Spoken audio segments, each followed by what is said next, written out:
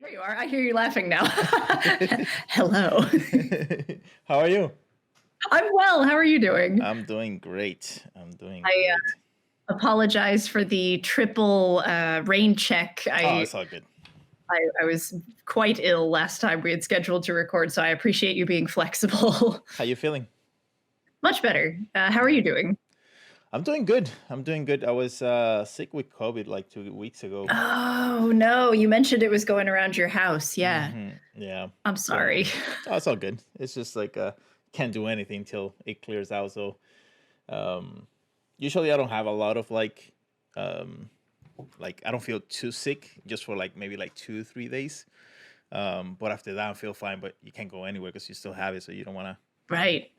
pass it Yeah, around you and got to stuff. mask up and keep Ugh. keep it from other people. Yeah, I'm glad you're feeling better. Yeah. Thank you. Thank you. How is It's been how's Seattle treating you? It's good. The weather's getting nice. I mean, small talk aside, I love this area. It's really cool to sort of be around all the people that are here, and just so many people working in art, in games, Mm. in similar fields that kind of share experiences. How are things in Texas? How does it feel being kind of separated from that? Right? Like, I have so many questions for you. I'm Oh, realizing good. as we sit down and like Great. no preamble, just sort of launch into things. Oh yeah. That's the way I like it. No, Texas is good. I never. I mean, I first moved here like 6 years ago, 6, 7 years ago. Like I never thought I would like it as much as I do. Yeah. Um, so it's been good. I hate that. I mean, I don't hate it, but summers are pretty rough. Yeah, Um, I can imagine. yeah, but I mean, I come from Puerto Rico where summers are as hot in terms of like temperature, but it's a lot more like very humid. And so in Puerto Rico, you're always sweating 90% of the year, which I That hate. sounds like my personal hell. Yeah, I don't know Yeah, if I like I, like I that just very hate it. much. Yeah. have And you have you been to Seattle? Have you been to Seattle before? yes, I actually was there when I first got hired. It was either when I Yeah. first got hired or right before I got hired. And I think it was after. Like I would have done that trip if I wasn't getting hired. Um, but I went there when COVID was happening, so the office was closed, and it Right. was and it was, I think it was around September, which the weather was like fantastic. It's really good. Yeah, Yeah. yeah, it was like great, and I'm like, oh That's the man, weather that gets people to move here. Right. right, right, Exactly. right. No, Uh, I'm sorry I didn't know you came to the area during that time too, because we had our we chatted on video at hmm. Wizards. We worked on like half a project, and then I was gone, Yeah, and yeah. I was bummed out. It was one of the things I was bummed out about, that you and I never got to like meet in person or hang out, or even just chat art up until this year, when Right. we finally got to work together again on a concept push, which I had so much fun on that, Yeah, man. it was I, great. the environment folks looked like they were having a different kind of experience from the character folks. Right, right, right, right, right. How does I mean, I know we don't want to talk too much about this, but like, because you can see for people that watch this, just to give a Yeah. little of background, like, I mean, I know you work for many years, and you were actually one of the people that actually interviewed me for the position that I'm in Yep. Wizards, and about 3 years and a half ish ago.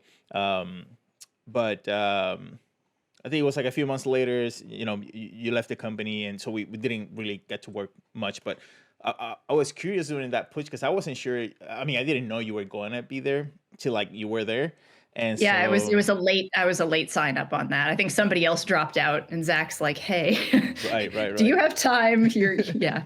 yeah. So how is that like?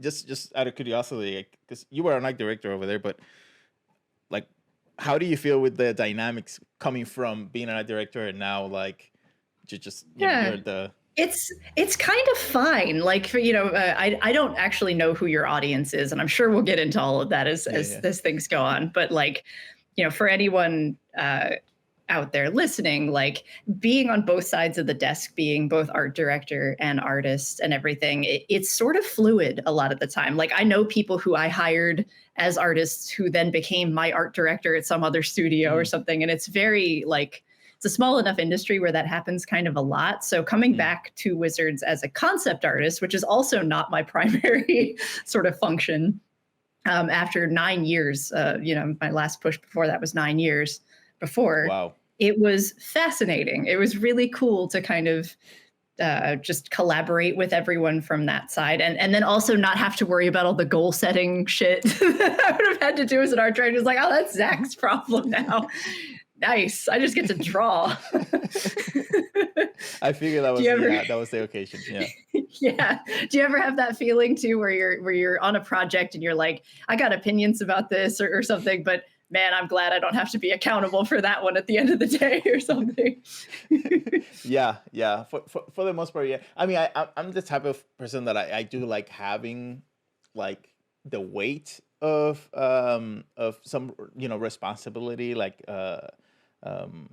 especially with my career. So I'm sort of like trying to move that way. I don't know if I'm gonna like it once I'm there, like if I'm gonna love it, but it's one of those things where I'm always fascinated with talking with artists like yourself, because you have a huge, especially like traditional background. You're like very in tune like with your art. I do traditional work. I'll pan the camera over. There's some work in progress nonsense going on behind me. But yeah, no, it's I do it less than people think. I think I do it occasionally, but yeah. But you used to do it more before. Yeah. Right? Yeah. Absolutely. And I'm 40. I was brought up with traditional media and stuff. Right. Too, so. Right. Yeah, like I'm in the total other spectrum. Like I don't have that attachment with art, like people like you, and like, for example, like Carlo Ortiz, like and so I always wonder about how I would do it in that sort of like position where I have more responsibilities and less art, quote unquote. But I don't know. You want to be an art director? I don't know, that means so many different things in so many different places. Like that's not like a standard thing that I have seen. And so like I've met art directors that are always doing like art, and they spend like 2-3 years just making the foundation of what they're gonna do, in terms of like the art. But I've met art directors that they're just doing, spreadsheets and sure, yeah, and emails, 90% of the time. It's a common joke that this is why you went to art school. It's just a picture of Excel. Yeah. Oh gosh. Yeah, there's skills that are transferable between the two, right? And this is something that I've gotten into since being an art director at Wizards. I talk a lot about some of the soft skills or some of the extra skills that are important in art direction that also apply to other creatives and visual artists and people who do illustration, concept art, whatever. We all have to talk about art. Right. And I know that's part of the reason that we're having this discussion today, is to talk about art. I don't know what that means yet. I'm excited to find out. But some of the same skills, like you don't have to be an artist going into art direction, but you do have to know how to understand something that's objective from something that's subjective. You do have to understand a goal from a tactic. Like there's things that are broader transferable skills, I think, that are right. I know you have those because I've talked with you about art before. So, well, I was wondering, now that you mentioned that, it's funny because I think it was like about maybe like a week or so ago, I saw a post, and I don't remember what the context was or who posted or anything, but it sort of made sense. And he was talking about, and I'm sort of gonna paraphrase this a little bit. That's fine. Yeah. But he was saying that a lot of the problems that happens like in studios is that they level up artists, like really good people that are artists, to management positions like art direction and all that, but they don't have the skills that are required for that. And sure. I didn't think of it at the beginning, because I figured it was sort of like a common progression. You start like a senior, like a junior, then you develop to lead and art director and stuff. But that doesn't necessarily have to be the case, or it doesn't have to happen that way, just because the skills are different. Yeah. Sometimes the best people in creative, I'll say creative direction kind of positions aren't necessarily practicing artists themselves. They just know how to communicate. Right. Yeah. Right. It's true. And it's also true that, I think in some game studios, and I'm speaking a little out of school here because most of my experience in a studio environment is at Wizards, but like the common pipeline that I've heard about is artists who lead to Mm. manager of some kind. And yeah. Yeah, Yeah. yeah. So would you want to be a manager? Well, I know I like to be in somewhat charge of things. Like I like doing that because I used to be a lead with a team at my previous studio. So I had like a That team of came up three. during your interview. I remember you talking Right, about that. Yeah, we right, we right. had a good convo about that. Yeah. Yeah, and when I first got hired, it wasn't for that, at least from my perspective. But I was just like a regular background artist. But when I got to that position, like I just loved it, and I wasn't doing art like constantly. Like I was probably doing maybe 40% management stuff and then 60% art, and it would gradate from there. But I loved it. Like I Yeah. just loved it, and I made a bunch of mistakes, which I like being accountable Oh, for. that's normal. Yeah, yeah, yeah. If we're going to talk about making mistakes in a position of leadership, sometimes I feel like that's all I remember when thinking about art direction. And then someone Mm. will an old artist that I've worked with, I'll run into them again. They'll be like, "Hey, I miss working with you." I'm like, "Are you sure?" But usually they're being genuine. So there's it's interesting how. There was an author I read at one point, uh, Anne Bogart, I think was the name, and it was a book about theater direction. Mm. And one of the chapters, it's like 7 essays, and one of them was just called Violence. And it's talking about how decision making is like an act of violence, right? So every Mm. time you say that something must be a certain way, you take away all other things that it possibly could be, and hone in on something. And there is an aspect of creative direction or art direction that kind of feels like, well, I have to move forward with this, so I must make a decision. And Right, right. sometimes those decisions they feel a little bit more arbitrary than others. Sometimes they're really purposeful, but you got to make them. Yeah, yeah, and yeah. and so yeah, being in a position of leadership like that, I think maybe that's another skill that comes up Mm. all the time, is just being able to make decisions, being comfortable. Just Yeah, yeah. I mean, I'm pretty sure that translates to just like regular real life situations as well. So that's not yeah. a bad skill to develop or be comfortable with it, whether you make good or bad decisions. I mean, it's not good to make bad decisions, but it's part of it. So, No, you know. no. Sometimes it's this comes up with students too, and I know I haven't talked about anything else I've been doing since Wizards, but Hmm. I have been teaching since just Yeah, right we'll talk after I about that. Yeah. left. And nice, yeah, it's a lot of decision making paralysis in people in general in classes. And you can go through criteria. We do that all the time in class. It's like, all right, what does your portfolio need? What is the character in your scene motivated by? What do they want? How do they act based on that? And we'll go through different criteria. And then if they're still struggling, we'll do the flip a coin exercise. It's like, if you flip a coin and you have two decisions and you land on one and you go, oh, then that's not the one you want, you pick the other one. Right. Because sometimes it's just about making the decision. Sometimes the right decision is the one that you make. So Oh man. it's So how do you fun. see yourself more now? Like, I mean, you're not the art director now, but like, um, do you see more of yourself, like more of the artist? Like you just want to be that person now?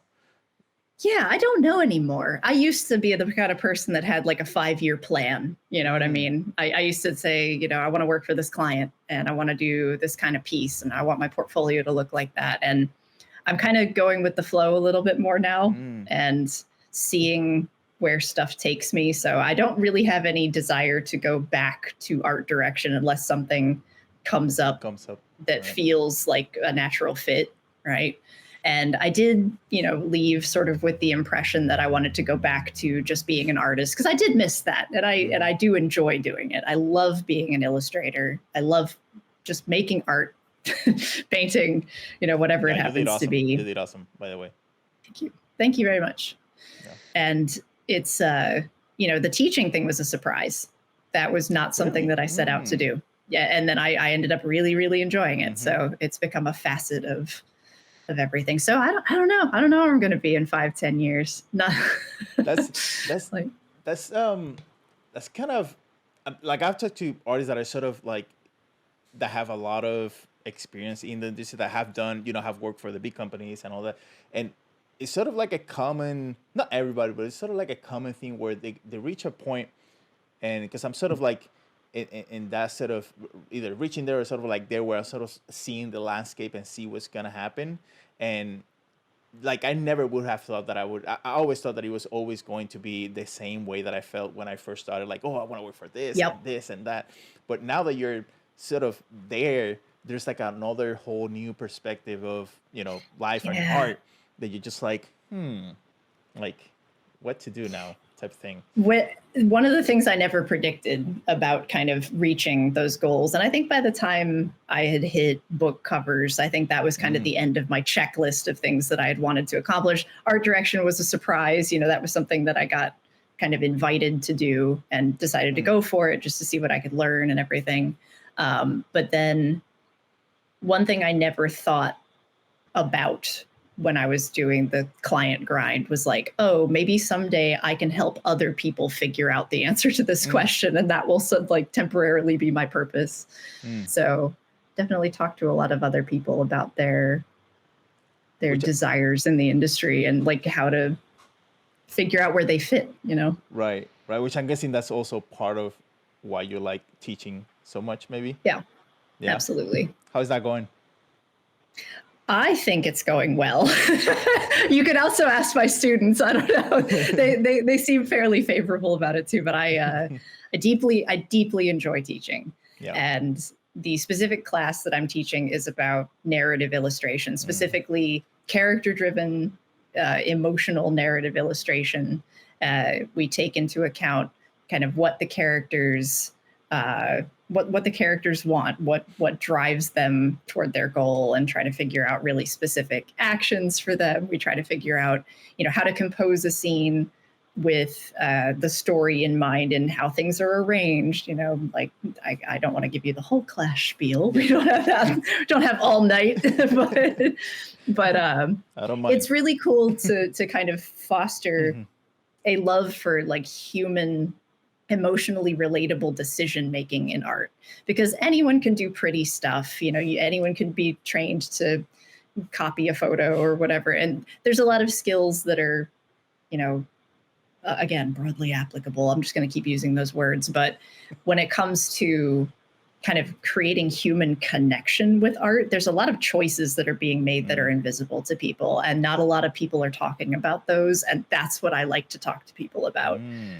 in class, and get people conscious about, raise people's consciousness about, yeah, this artist made that decision on purpose, and there's a reason that this piece impacts you the way it does, and there's a reason that this piece is more memorable than this like marketing art that's very sexy and very well created but is only there to get your attention long enough to separate you from your wallet. Right, right, right. And let's make sure that we know the difference between the goals of that piece and the goals Hmm. of a story. So yeah, it's really fun.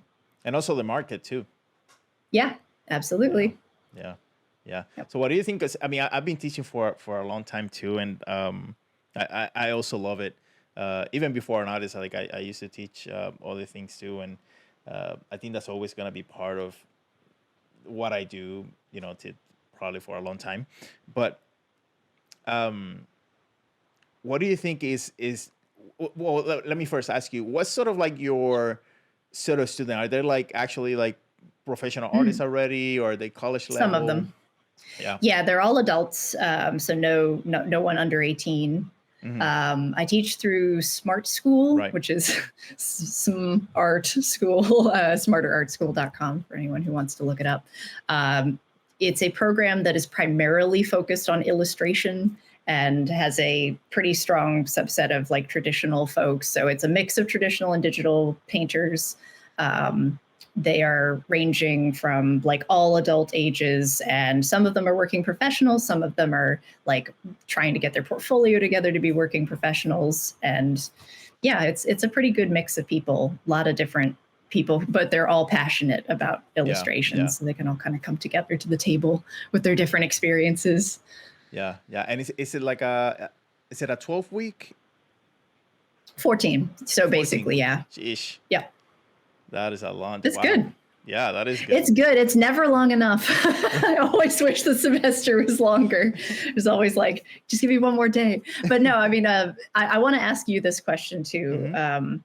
Uh, what are some of your proudest moments as a teacher, or can you remember one specific thing? Like, what is something that makes it like really worthwhile for you? I think one of them is when I see a student sticking to an idea for the whole course, because I think one of the, Mm, and I think it's because of the demographic that I attract. A lot of the artists that I attract are mostly either like sort of like junior level, or they're trying to break into the industry, so they're sort sure. of like in that mix. And one of the biggest issues is that they don't have the ability to stay with an idea for numerous reasons, for X or Y reason, but they kind of stick with that idea to and see it all the way through from 0 to 100. And I always tell them it doesn't have to be the greatest idea ever, but if you get into the habit of stopping something at 70% and then starting a new idea because you thought it was cooler, you're gonna get into the habit Mhm. of doing that. And in the professional setting, you don't have that luxury. Like, you have to finish Yeah. it, right? And there's no, and it doesn't have to be the greatest idea all the time, every artwork that you make. And so to me, it's more valuable to start something and finish it, get used to that. The commitment. And yes, the commitment. And so when I see a student that gets the idea, and it doesn't have to be the greatest idea for an environment or a world setting, but they finish it, and they do all the whole pipeline, and they finish with something. That to me is like, it's probably one of the best things, because I know they can do their job. I know if I give them a brief, and I don't tell them this, but a lot of the times I forward job that gets to me that I know I cannot do, I don't want to do, and I use my students, and I look at my students. I don't Oh tell them yeah. this because I don't want them Absolutely. to Hey, take it. anyone listening who doesn't know this happens. Yeah, I did a job recently with a cover job, right? Mm, And they asked me, they're like, hey, we know you teach. Do you have any students who might be, good mm-hmm, for this other time? Where I was like, mm-hmm, oh hell yeah, of course I do. mm-hmm, mm-hmm. Like Yeah, we're yeah, constantly like shoving people's names out there. Yeah, it's yeah. I swear, there's so many topics that could branch into, but I want to stick with class. That's cool. But like, are you teaching primarily illustrators or concept artists? Because the level of commitment at different times in the process is super different depending on which group we're talking about here. Yeah, mostly concept artists. Yeah. Okay. Yeah, Yep. yeah. Which Yep. is different from your case. Hmm.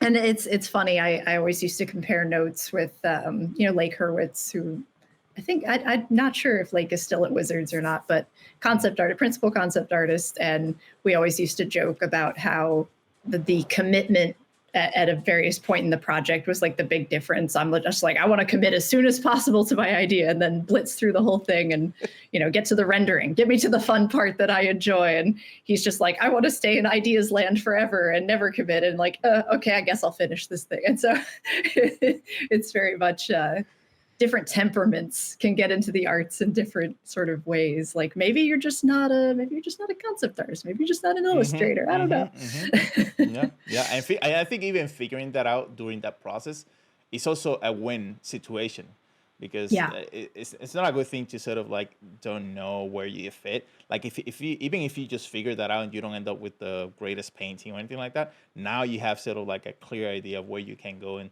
sort of Yeah. progress from that point forward, which is It's nice to know how to like code switch between hmm those two things too, as somebody who does primarily illustration, but comes over and plays at being a concept artist for 3 weeks here and there. It's nice to be able to sort of switch between those modes and be like, okay, we're not finishing this to like the level of a magic card today. We have to sit down and just like I've given myself ways of doing that, like using pencil. Just like mm, take away all of my fun tools. Get me out of the digital space. Give me a piece of paper that I can't zoom. right, right, right, right, right. But anyway, I digress. We were talking about class. We're talking about students. No, I'm curious because because I mean I think they're very similar. Like, you can transfer skills from concept artist to illustrator, Yeah, and stuff. But like, is that how you sort of adapted to the concept push yeah, very from an much. illustrator It's like mind? a Yeah. Yeah, from an illustrator mindset, and I'll take sort of the basic idea. I'll just keep myself in kind of the thumbnail stage as long as Mm. possible, you know. And Yeah. then I've come up with some like more efficient ways of sort of half rendering things that don't look unattractive, but they don't take time. It's just more efficient. I think transferable skills has become the theme of this conversation. I love that. I love that we've now figured out like 3 places where that's applicable. I love a theme. Oh, really? Oh, okay, okay. See, I'm more of a casual. Like I go where the conversation goes. That's Like I'm good. very That's fluid. good. Like it's Oh, all it's good. evolved naturally. We didn't plan for this. Yeah, This yeah, is yeah, yeah. Like there's no intro. There's no. no, Um, no, it's there funny doesn't because have to like, be. yeah, like I started doing like on the first episodes that I recorded for season one, like I was doing like a whole intro and like I will have a pre-conversation with the artist and stuff. But as soon as I finished the intro, like it started feeling like very interviewy, and I was Yeah, like on the first, like it took me like an episode or two. I was like, yeah, I ain't doing this anymore. So I start recording as soon as the person joins in, and we just start that's conversing.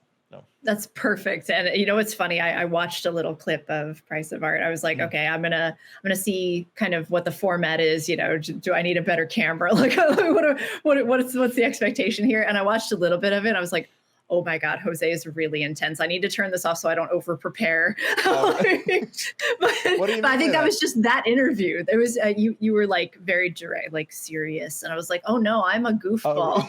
really? Is this gonna work? But no, it's fine. It's totally fine. I'm very comfortable. I mean, we can get serious. We can get serious if you No, no. want. Yeah. My uh, glasses oh, down oh time. no, I cannot beat that. I cannot beat that. So I'm wondering now what has been, because I mean you've been teaching since 2021 ish. Yeah, just right after the fall semester started. I think a few months after I left Wizards in May of 2021. Yep. So how the teaching part has, because I know the way that it has developed me as a person and as an artist as well. Yeah. So I know there are certain things that happens when you start teaching that you cannot experience without it. So how what is that for you? It forces me to put things into words that have Mm, only been impulses and feelings up mm, till up till the point that they come up in class. And I've been blindsided by those things before, like, oh, I have been going on autopilot with figuring out how I move to the like micro decisions at the middle of a composition before. I've never had to explain this. I'm in trouble.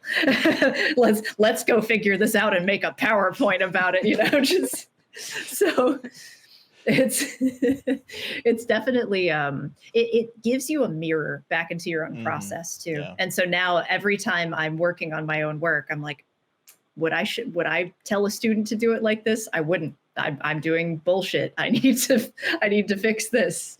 And yeah, it's really good, I think, to give yourself a um, kind of a kick in the butt sometimes Yeah. on making sure that you're sticking to the practicing what you preach, I guess. Right. How about you? Does that hold true for you as well? Oh yeah, for sure. When I first started teaching art, at least, it was at the college level. So there was, I had to not only explain what I was doing, but why I was doing certain things. Like why am I putting, or why am I using this technique, or why I'm putting this brushstroke here, or Yeah, putting this shape here, or that. But also explain it in a way that they could understand it, and I think also internally there was a lot of um, understanding on where they were comparing like to my expectations, because sometimes I'm like I want to be most of the time, and this is how I'm with myself. Like I don't know if you know David Goggins. oh, David Goggins. Yeah, Okay, yeah, so yeah, absolutely. I've seen I I've seen interviews with him before. okay, so Sure. I want to be that guy in the art world, but I know that I can't.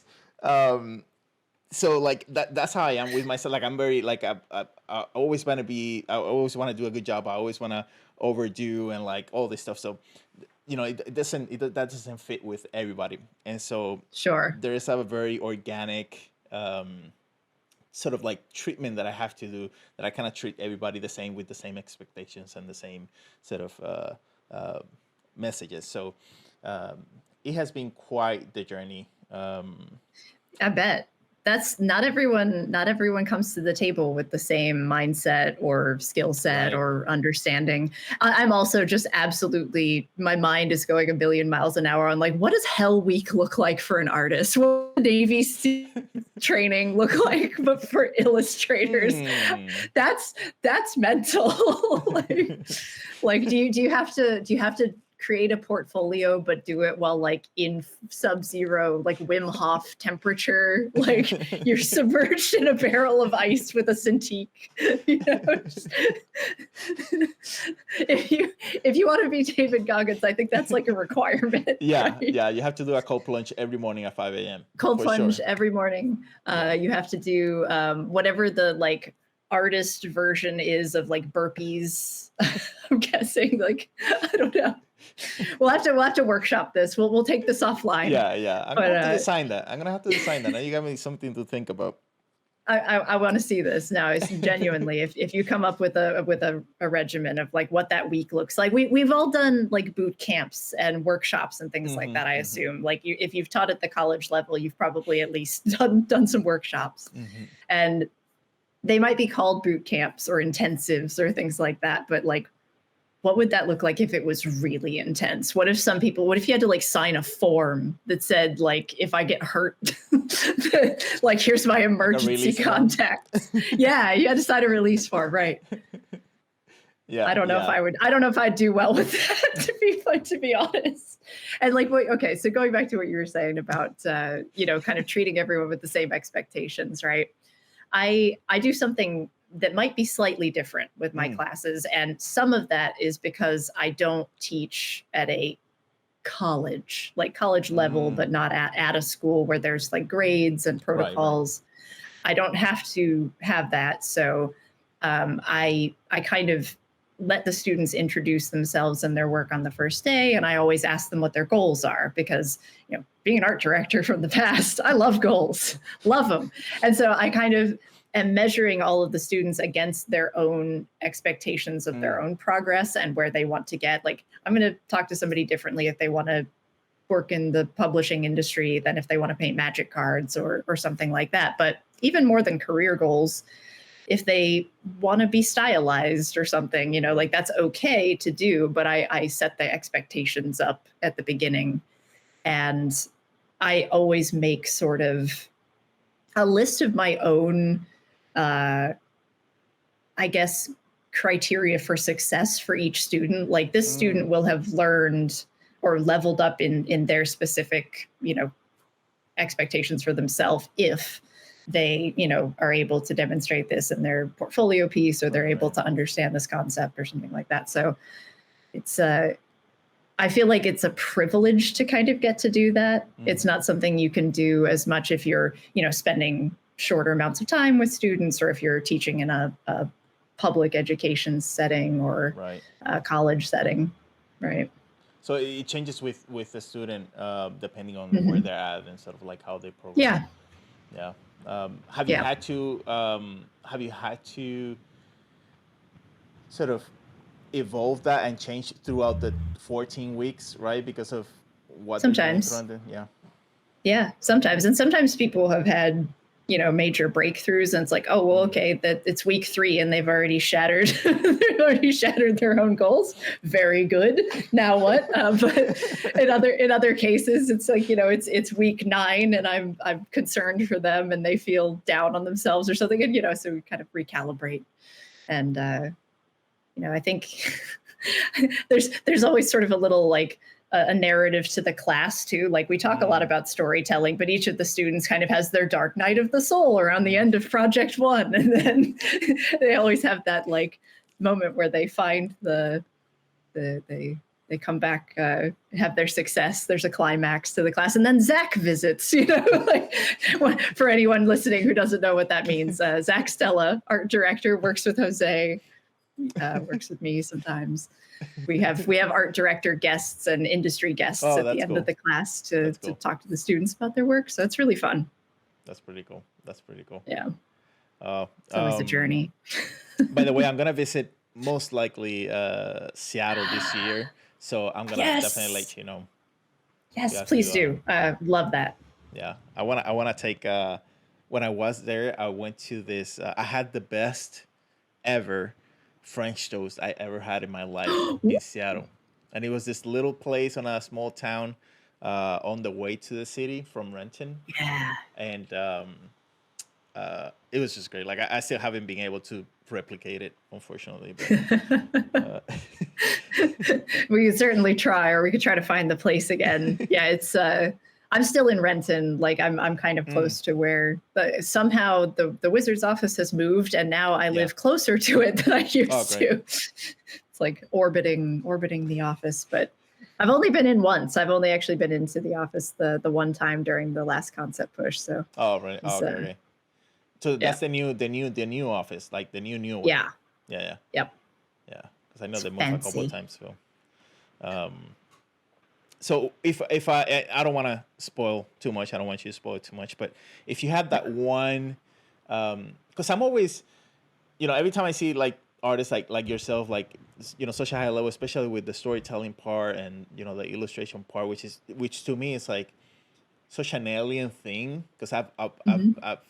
I've tried to grasp it, but it's like, um, compared to the art that I do, it's really hard for me to grasp those concepts and fundamentals. If you had to say one thing from the things that you teach in terms of the Hmm. narrative illustration, what would that be? Find the human connection. Mm, If you are creating a a place, uh, like you might, because you're primarily an oh, right, environment right, artist. I know you do more than just environments, but if you're creating a place, consider who lives there and how they feel. Consider, if you, the viewer, were to visit that place, what would impact your emotions against it. And if you're illustrating something with a character who's meant to be, either an analog for you or somebody that you can sort of relate to, understand what drives them, understand what their motivation is, and from there you will get to a more specific and meaningful action and composition. right, So that's right. one of the biggest takeaways. I'm borrowing that a little bit from some theater people.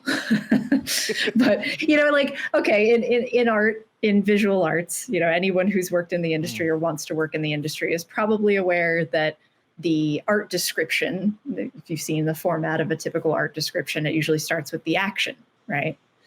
And not a lot of thought is often given to how you get to the action and like what that specific action should be. And if it's somebody who's like, you know, interacting with someone else, how do they interact? If it's somebody that's, fighting, how do they fight? I always use the example of St. George and the dragon in my class. And I say, okay, let's do some theater of the mind. I want you to imagine that the first St. George is upholding a code of honor. The second one wants revenge. The third one is protecting a loved one. And like they're all fighting a dragon, but how are they doing it? That's right, right. different. What is the internal Motivation. motivator doing to the way that they fight? So Hmm. that's one of the biggest takeaways. There's many takeaways. Always make decisions with intent, etc. Yeah, yeah, yeah, yeah. That's actually pretty relatable because like I used to, well, I still do like martial arts and stuff like that. And so like That's the amazing. You do so much stuff. I have so much of your brain to pick that we haven't even gotten to, but go on. for Sorry, free martial anytime, arts. anytime. And that you mentioned is something that I completely understand because like the mentality when we're in practice at the dojo or whatever you call it, it's different from when you're in competition. You're still doing the same thing, but the mentality and the why you're doing it is like completely different, so you act in a different Yeah. way, um, when you do it. Oh, I want to ask you a ton of things. Yeah, no, I accepted the invitation to do this podcast because I was like, oh, this is cool. It'll give me and Jose a good chance to talk and catch up. Like, I know you have dogs. I know Mhm. that you have like a teaching background. You've worked in film. I want to hear about that. Like, Mhm. I don't know what it's like to work in film. I've never done that. Oh, really? And Mm. yeah, no, I've never worked in film. Um, if you want to get to the biggest question I want to ask you, Mhm. it's how's it going at Wizards? Uh, Because I like just in general, like, are you having a good time? yeah. I was on the team that interviewed you, and then I left. So I've always wondered, like, are they Yeah. treating you okay? How that you're living like that with all these I know, people. right? Uh, Poor me. No, it's been great actually. It's been great. I'm really grateful to be there, and I'm not a very picky person when it comes to like jobs. mhm. Um, and so uh, I had a great time. Like every time they ask me, oh, like we have like the quarterly or um mid-year set of reviews and stuff. They always ask me, oh, what could be better? And I'm like, I'm good. Like, I'm good. You know. That's nice. That's Yeah, great. yeah. Has it Um, given you a chance to grow at all? Like, I know a lot of the days for a concept artist at Wizards are packed. If anyone doesn't, if you don't know, the concept artists on Magic are real busy all the time. If they take a break, like a product almost doesn't ship. It's that crazy. But like the you know, I used to tell people that on Magic cards as an illustrator before mm, becoming an art director, it was great because I got to kind of grow as an artist through the work that I was doing there. And has that been the same for you? Do you feel like your process has evolved or your thinking has evolved at all while working there, or has it been like just go? um, yes, it depends what you mean by growth, because that could mean so many things. Whatever you want it to Um, mean. I'm happy for it to be your interpretation. um, yeah, yeah, I think so. I think it was definitely a lot of, especially the first couple months or year, a lot of adjusting, because the previous job was very, I would sometimes spend like 3 4 days in one painting, um Mhm. and that has never happened in the past 3 years and a half. Like that just doesn't happen. Like I need to do stuff in a day, and stuff, which I sort of like to. Yeah. um which I sort of like, because it also, I mean, it did help me sort of study my process more to be more efficient to the stuff that I was Mhm. doing, which is great. Especially as a concept artist, like I think time management is such a huge skill that you need to have. You need to know how long exactly something is gonna take. You need to understand all your tools and see how you can be more efficient, and all that. So in that sense, for sure, I've grown quite a lot. Because you're primarily a concept artist, do you, I don't know if you know the sort of demographics of your audience. Do you have primarily concept artists who listen to the podcast, or is it a lot of mix of different art folks, illustrators, Yeah, I think 3D it's artists? yeah, I think it's a mix of a lot. Most of the, I mean, I posted on my social media. Most of the people that I have in social media, just like artists like you and me, concept Yeah, artists, and I have a lot of like aspiring concept artists, sure. like students and stuff like that. Welcome, welcome out Yes. there. Hello. We're talking to you right now, aspiring concept artist. No, it's so funny. I've mostly been off of social media since 2020. It I wanted was to talk it about was that too. So yeah. Yeah, absolutely. It was sapping my mental health. I was Mm, not feeling really the sort of intrinsic reward of doing the social media grind mm. anymore. And with Wizards, you just can't talk about anything half Right. the Right. time. You're under non-disclosure. You can't really talk about anything exciting that's going on in the moment. And so it was a lot of stress. It was a lot more stress than it was fun. And so when I wasn't really producing a lot of work, there wasn't really a lot of reason to post, and I got out of it. I just decided, no, I'll give proof of life on Instagram every now and again, but it was scary though too, because I thought, well, this is the quickest way to become completely irrelevant, and I'll never get hired again. And there were all these like, fears that went along with it, anxieties, and I'm fortunate, very grateful that hasn't been the case. But I was I was considering, what I wonder if, does Jose know I'm not on social media, and like maybe probably a lot of people aren't going to know like who I am or what my background is. Yeah. Yeah, I don't know. Yeah, it's yeah. I went to your social media because I always do research that, and I know you for a long time, but I knew Yeah, that you weren't super big for a very long time, like in social media. But I mean, you have done like YouTube videos, but that was like 5, 6 years ago and it stuff was like like that. 6 years ago. Yeah. And you're like like I've met so many artists personally that like I remember years ago I did a private sort of like tour because I know a friend inside Blizzards in Yeah. Irvine, and he took me to like a little tour one day, and the office was closed that day, but he was showing he there was some artists working in the studio, and I met all these artists that are top level working on fantastic IPs that I had no idea who they were because they had no social media. They just they Yep. just they're just not there. And so uh, you are sort of like in that sort of uh, section where if I want to know what you're doing, like I have no idea. Like It's people hard. people don't know. I don't know what I'm doing. That's the real thing. No, it's funny. I will share some information. For one of my classes at one point, we got to talking about like the sort of diversification of income in art, Hmm. right? Oh, good. And so I kind of did a breakdown of, at the time, like for the past, I think 2 years at that point in time, like where all of my different art income was coming from. And it's like, here, this slice of the pie is like book covers, and that's like 7%. And then magic cards, like 5% or something like that. And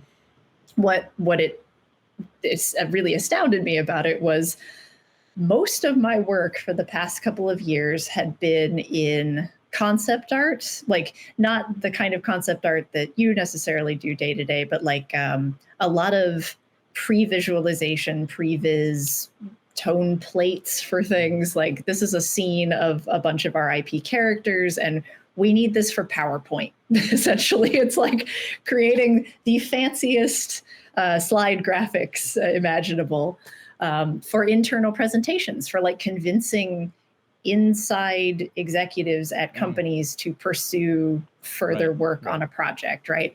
And that's never going to see the light of day, right? A lot of the more, I guess, well-paying work is oftentimes not the sexiest. It's not the stuff that you see on covers. It's not the stuff that gets Hmm. publicized or a lot of press.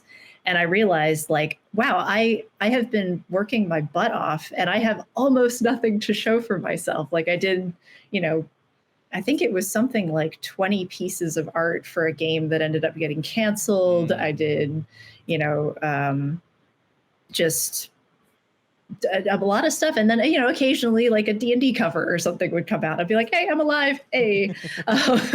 But yeah, I've had very much less to show for myself up until kind of more recently. So I don't know, what do you think? Do you think I should get back into social media? um, I can't promise I will, even if you say yes. I mean, I think that's like a very. I think you can be successful. I mean, especially someone like you who already has a huge career, and you have a bunch of clients that you have worked with before and all that. Like, I don't Yeah, think it's that much necessary. I always recommend it for somebody that wants to enter the industry. I think it's more I think essential that's for the them. difference. Hmm. Yeah, it's definitely, it's at least important to be findable, Right, right? right. Yeah, and there is a lot more, there are some opportunities that require you to sort of have a follow count or something, and Mm, those aren't the only opportunities, but it's certainly a way to right. get out there. And the fact of the matter is, yeah, I did social media for a long enough time that now I kind of don't. need to do it to advertise as much anymore, which is, that's a privilege too. That's a position of privilege. Yeah. But yeah, I don't know. I don't know if you ever go back. Yeah, I don't know if I'm certainly not at the same volume. Right. I mean, I don't know that I ever posted all that much. I see people nowadays that are like, 5 posts a day. I'm like, what do you have time to live outside of making content? I'm sorry. Yeah, I've been struggling with that lately because I've also talked to students where or to artists that are in that area where they want to break into the industry. They're sort of like really starting, and and I think social media has sort of like changed the game a little bit, because I have seen so many. Everyone's competing for the algorithm, right? Like, yes, but also like there's some artists that have 500,000 users, followers, because of the art that they do. And I was explaining this to one of my students that, an artist, and we can call that the artist influencer type of artist. Their audience is completely different from somebody that wants to break into the industry, because you want to attract, companies and clients, not, a social media following, which is good to have, to become more findable, but it's not necessarily the case. And I've seen so many people that are art, that they do artwork that is very appealing to like the general audience, and they have a lot of followers, but they have never worked on a company before, because maybe that's not what they do, or the art doesn't suit, that set of market. So it has changed quite a bit because of social media lately. Something related, it's a little bit tangential, but something that comes up quite a bit with students who want to know, portfolio logic is, even if art directors for companies aren't outright telling you this, or they're kind of doing it subliminally and maybe even they don't know they're doing it, when we look at work for, to hire you, it's not just about what's on the page and the technical proficiency that you're bringing to the table and the attraction or cool factor of the work that you're doing. We're assessing the way that you think. We want to know how you problem solve, and that it's oftentimes very obvious on the page if someone is like following trends, or and that, I mean, maybe that's valuable, like to the right client. That's a valuable thing to know, that you are in tune with a trend. Or maybe it's that you understand how to tell stories, or maybe it's that you understand how to you're making decisions against the challenge, not just doing whatever because it's popular or something. So there's I think that's some of the disconnect sometimes, is that if you're just doing things to please a general audience, you are empowering your audience to make your decisions for you. You're not the one in control of those decisions. Yeah, it's a different game. Yeah, and you depend on them too for for the long term. But I want to know a little bit more about Cynthia. So sure. I want to ask you, if we put art aside, let's get rid of it. Cool. Let's is there anything that sort of feeds your soul outside of art, or anything creative?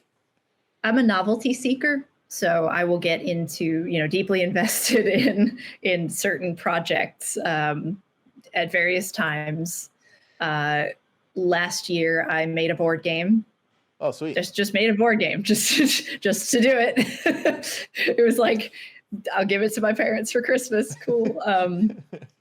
This weekend I will be doing some basket weaving. I have learned to, crochet and do all kinds of other stuff in the past. The other, I guess, most sort of consistent-ish background hobby has always been music composition. I enjoy to write a song. Really? And I have a bit of a background.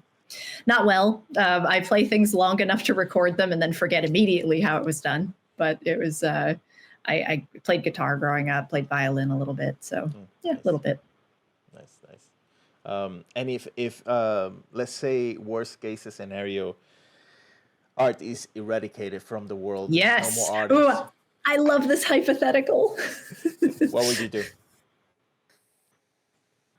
Am I independently wealthy in this hypothetical scenario? No, you got you Like, gotta do I earn that still have money. to work? Yeah, you gotta earn that Okay. money. Shit. All right. I would probably go into some kind of something to do with interiors, like interior design. Oh yeah. Yeah, maybe. I say that now. I mean, that could change in 2 weeks. I might go into teaching in some other capacity. I might go into writing. Like there's a few different things that I could see. What about you? I need to know If because you do already do a bunch of other stuff. Would you like become a martial arts instructor? Would you that kick probably wouldn't, ass yeah, that probably wouldn't be my first choice, for a just because living? I'm 40 and fighting is a young man's game. Yeah, we were born in the same year, weren't we? Aren't we the same 83. age? Yeah, Yeah, December. team 80. December. You too? Yeah, what the hell? Wait, when's your birthday? Oh gosh, Dude. 15. Third. All right. Oh, okay. See, my Yeah. brother, I have a brother and two sisters. My brother is on the 10. I'm on the 15. One of my sisters is on the 19, and my parents Oh are my on the gosh. 23. 23. Yeah. What? That's a lot. Yeah, it is a lot. Christmas was pretty You have big the about. month. Yeah. Yeah. Um, Yep. no, but if money, I mean, I have to earn money somehow, but if I had the choice, I'll probably be working with like horses and stuff. That would pretty Yeah, probably, that's right. Oh, that's that's so cool. probably one of my first options. Either that or something related to food, like a food truck or Oh, like a yeah. small restaurant or something like that. Probably something like that. I always think that it would be super fun. It's like a very romantic idea of like running, the little shop, the little cafe or something. And then I remember that like I'm a really inconsistent cook. And I would get tired of it after a week. Like I would decorate the place and it would look really cute. Then I'd be That's it. like, I'm bored. I'm bored. I need something else. Yeah, absolutely. Oh, geez. Um, yeah, that's probably what I would do. I'm always interested in that. Okay, here I'm going to take this into a deeper direction a little bit because it came up for me at Wizards that I was relying way too much on artist and art director, specifically as art director, on a sense of identity for myself. And whenever something at work would happen that sort of threatened that, like, oh, we've invited this random person to art direct a card, I would feel personally attacked, right? Like, I realized that I didn't have a lot else going on, not just in terms of work, but in terms of like who I am and who I was. And so I've been exploring like what are some non-work related, non-art related facets of identity. And it's like, I want to be a good friend, for example. Like I want to be a reliable source of information on some topics, like whatever it happens to be. How is that for like, do you have any ideas of that for yourself either? Like, who are you if art disappears? And we're not talking about money. I was actually having a similar conversation with somebody about this because I'm trying to. Oh yes, it was a old friend, high school person that I was having on the podcast yesterday, and we were talking about that. And I think with me it's a little bit different because I didn't grow up with art. Like I started doing art on my 20s, and so I think it's a little bit easier for me to detach art from who I am. Yeah, it's Because I not don't built in have. as formative years. That makes Yes, sense. and Yeah. I don't have that emotional, like and it's kind of like every time I say this I feel bad because somehow I want to have that connection with art because I think I would do a better job as an artist if I have that connection. Um, Interesting. but I don't have that connection with like if I get a critique, um, like I don't like okay like it's Doesn't feel like a personal attack ever. Yeah. right. Right. And I mean sometimes I feel something like if it's like in some sort of like competition type thing within the art industry, but it's as soon as I feel something like I check myself and I'm like this is detachable from who you are, like this is not a personal critique or anything, like I can detach myself pretty quickly if I get those feelings. um Yeah. but I don't know. My guess is because I didn't grow up with it, or very early I knew that was probably the best course of action.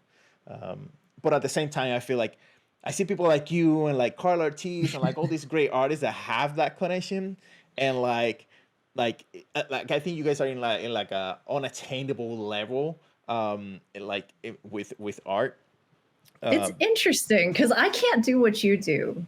Like I've looked at your work and been like, how the hell does that like it's so clean and so like deep, and your sense of scale and architecture and all these other things that I've seen in your work is fantastic. It's oh, really thank you. fucking good. And I, you know, I have the things that I'm good at also, but Right. like I feel like maybe these are two sides of the same coin where you know your ability to be able to detach a little bit Mm. without that sort of deep-seated nostalgic link or whatever it is. uh, there are days when I wished that I could just see it as a job and kind of leave it Mm. at the doorstep when I go home. And maybe, you know, maybe that's more accessible to you, whereas the like tunnel visioned, like I don't know what to call it exactly. I used to just call it passion, but that term seems kind of broad. Yeah. It can get you uh, some weird looks from your manager sometimes if you're too passionate about things and can't just leave it alone. um, yeah. That has been it's great that you bring that up, because that has been sort of like a very constant topic that I've talked with the artists lately a lot. And it's sort of like a Yeah, thing that I'm trying to figure out as well. Um, because one of the other things that and I apply this to every other facet in my life as much as I can, is and this might sound kind of corny, but there's this quote from Yoda that says, train yourself to let go of everything you fear to lose. And yeah. so That's just every time I have something that I just start loving, like really deep, that it's outside of my core things, like my family, and my dog, and those things that are at the core. Anything outside of that I start getting those feelings, like in my mind, I have to check myself. I'm like, this is outside of that core. Let's not get too attached to certain things. Maybe it's to protect myself. Like, I'm still unsure why I do that. um I mean, I think non-attachment goes that's historical. Like you see that in Buddhist philosophy and yes, right. Stoicism and all kinds of good stuff like that, you know, still applies, is still broadly applicable in today's. It's a transferable skill, Jose. We found another one. Check.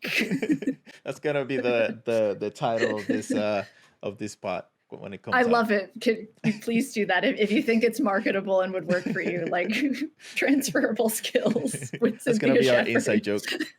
Yes. um so yeah, so that has been quite the topic, and something very recent that also, because I mean, I think I also see it a lot also on social media, and you probably don't see as much because you're not as much in social media maybe, but No. with this whole thing about AI, like a lot of artists Mhm. are feeling like attacked, like, with to their identity, because they're so Yep. attached to the artwork and the stuff that they do, which is completely understandable. But Yeah, I um think it's definitely there's layers to it, and right. some of it is fear, some of it is career, like genuine, real Yeah. worry, because Right. there's a lot of like entry level, especially jobs that are being Hmm. subsumed by it. And the one of going back to class just really quickly, one of the reasons that I love to teach the specific course that I do too is because AI is great at doing the pretty, right? You know, Hmm. like it's been trained on, you know, attractive shit that people think is cool, and it's not necessarily as good at curating and telling human stories. Right. And so there's still things that humans can do a lot better than AI. Hmm. It's also like, you know, there's the horrible ethical side of it where myself, you, a lot of other people weren't asked if we wanted our work to be training data sets, and that shouldn't happen. But it's yeah, it's the world we live in now. Yeah. Yeah. And something that I was talking about this with the students as well, and it's like I think the more that you understand how the industry works, I Mhm. think the less worry you get with this whole AI thing. Because, like, for example, like I look at what I do at my job, and other artist jobs and stuff, and there's no way that AI can do what I have, like the meticulous, like all the specific asks and stuff like that. Like Right. it's just It would just be bad at it. I mean, it could give you an output, right, but it right, right, wouldn't be. Yeah, you can't have it make choices for you the way that a right, human would make choices. right, It's right. yeah. It I think also the other side of that hopefully gives people a little bit of maybe not comfort. I don't think it's comfort, but companies right now, the way that it is not ownable necessarily, it Mm, means that no corporation is wanting to use it because they might not be able to own the results right now. And right, so depending on how litigation goes, we'll see what happens there. right, But right. I will say, as a general statement, I do not use AI in my work. I'm happy to not to continue to not, but also like I I want to get more educated on what's going on with it. Mm, Just because it, as some have said before, the genie is out of the bottle and you yeah, cannot put it back in. yeah, So yeah, I also just I understand people's nervousness and fear around it as well, and I respect that. I yeah, acknowledge it. yeah. And I think we're mostly, just to clarify, I think we're mostly talking about image generative AI, because Yeah, I mean yeah, yeah, AI is such yeah. a broad thing, Yep. that I think we need to separate that, because there's so many uses Sure, for sure, it that are sure. actually good right now, that but Yeah, I imagine that if it were legal and ethical to kind of do. I don't want to speak too far out of school on a podcast, but I'm yeah, not yeah. currently involved in doing any work on generative AI. So, like, I haven't even updated my Photoshop. Like, I know the new Photoshop comes with like AI tools that are built into it. I'm Oh, just like, really? I'm still over here using Photoshop 2021. Woo! So, Yeah, no, I know, like photographers, like my wife's cousin is a photographer, and she uses AI to, um yep. like, it selects the better composited pictures for her, that the Interesting. ones that she does. So she saves like a lot of time, and she does like the correction of the images, and all that stuff, that saves a It's lot of really time. fascinating. Yeah. It's fascinating. It's yeah, I could see in like I can imagine applications for it outside of art that are for people who have support needs or something. Like Right. there's I hope that that's the direction it goes in. Well, we shall see. Yeah, we shall see. Um, well, I don't want to take too much of your time, but I do have two questions that I always ask my Okay. the people that See, I I didn't invite. make it to the end of any of your things before, so I'm not familiar. I didn't over prepare. I'm happy about this. Go on. The first one is kind of silly, but I always wonder, because I love math, and also Mm, I love any sort of like financial money talks, um, that I can always get my hands on. But uh, very cool. if I give you $1,000, what do you do with that right now? I would invest a chunk of it. I would save another chunk of it to put towards something that's coming up soon. If I Oh, had debt, I would pay that off no debt for you with right as now? much of it. I mean, I You, have a mortgage. Like yeah, yeah, but that's outside of debt. that, I mean, outside of that, like $1,000 isn't going to cover that, Jose. But it's no, no. that's Mm-mm. awesome. Me neither. We actually went on a journey for being debt free a couple of years ago, and Oh, that's you know, lovely. That's want to go awesome. back. Yeah. That's awesome that No, you're debt free. That's awesome. it's some luck, actually. Yeah. Definitely lucky that I'm a art college dropout. I've said that publicly before, so I don't think I need to be cagey about that. And so I didn't leave school with student debt. So that's one kind of leg up that I had that a lot of people that I know who are our age, unfortunately, did have to deal with or are still dealing with. And yet again, another position of privilege, right? I have to take that into account. But I would also take a small bit of your $1,000 and do something fun immediately. Yeah. Probably food. It would probably be Yeah. food. Yeah. Like I would what? get some wacky ingredient. So I'm vegan, but I like experimenting with stuff. And my latest experiment has been trying to recreate Just Egg. So if anyone's familiar, there's an egg substitute made from mung bean protein isolate. Really? And Jeez. it's not easy to isolate mung bean protein in a home kitchen.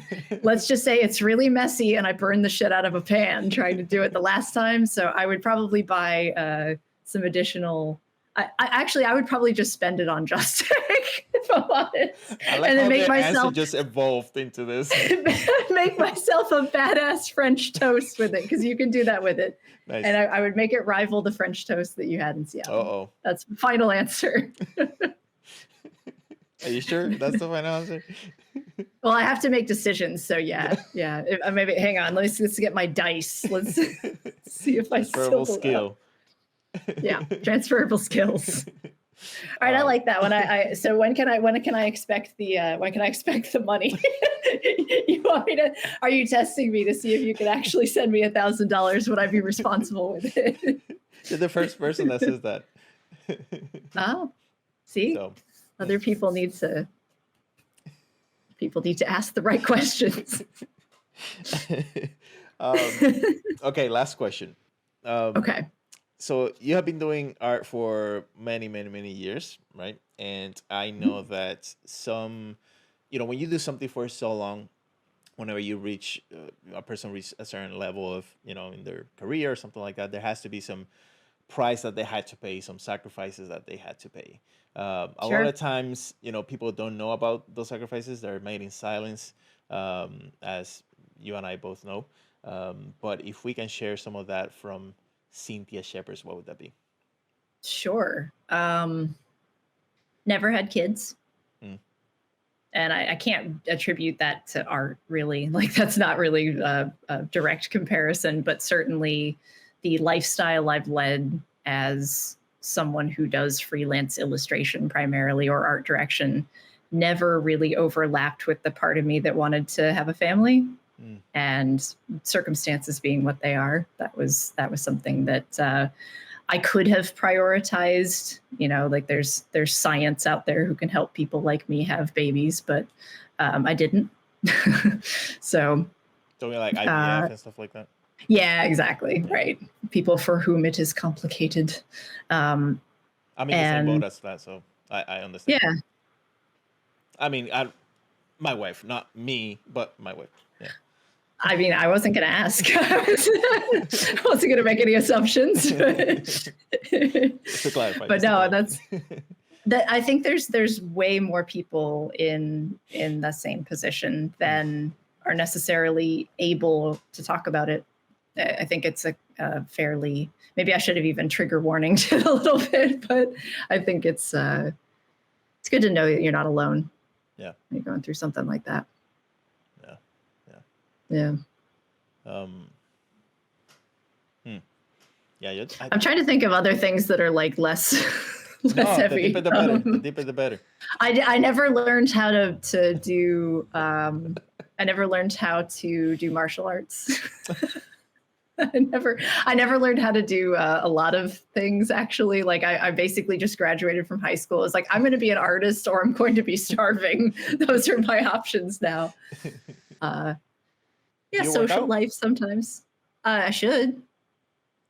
I don't all the time. No, I mean, I'll be perfectly honest with you. I lead a very sedentary lifestyle right now, but I have done yoga and things intermittently. My motivation is not the strongest for physical activity. I walked today. That's good, at least. Yeah. I do enjoy a walk. Do you have dogs? I wish. No, I see the ducks in local parks. The They're ducks? very Yeah. nice. Yeah. Yeah. You don't have one? No. No? Are you a cat person or? Oh, I thought you said duck. I'm so No, no, ducks, sorry. ducks. Sorry. I no, no. My hearing. No, Think it's I my accent. used to have a dog. I, Yeah. I currently have no pets, but Okay. I mooch off of other people with pets. I get lots of cat time Cat time. with several other people. Yeah. Do they have this in Seattle where you can actually do? I think I saw this on Shark Tank or something like that, where you can do the same service as Uber, but for cats. Like they will bring cats to your house for like an hour Yeah, or I've something. heard of that. Oh, I don't know about like bringing cats to you. I know there's like transportation services for pets, but Mm. no, I think ran into a stray dog on my walk today. So I guess there's always opportunities to see a dog in the wild. But yeah, Cynthia, thank you, thank you. It's actually a huge honor for me because I have so much high respect for you as an Oh, artist likewise. Absolutely and as a likewise. person as Like, well. And I know we don't talk all the time, but every time that we get to talk, it's always pleasant. So yeah, it's a that was pleasure, and we should. I would love yeah, to catch yeah, up with you more. Let's we can take that offline. But yeah.